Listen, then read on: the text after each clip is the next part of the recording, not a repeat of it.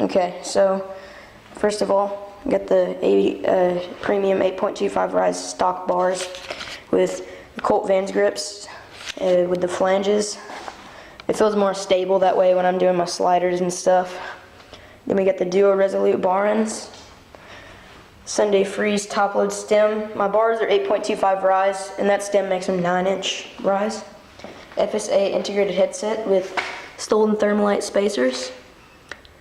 And a premium fork, tapered legs.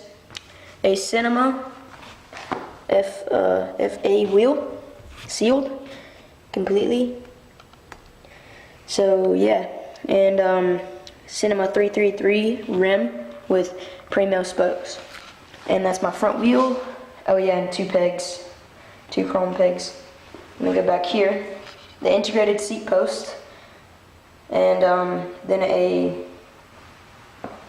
shadow pivotal seat, and then mid-bottom bracket, then the premium 3-piece 1948 cranks with the E-clat slash pedal sealed, and KMC chain. I think I already said that, I don't know, I really don't care. Oh yeah, and Odyssey Chase Hawk tire, 2.40 in the front, 2.20 in the back, 100 PSI.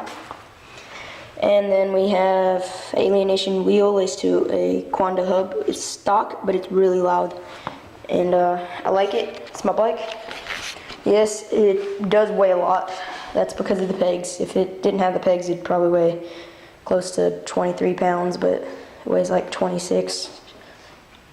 It's not that bad.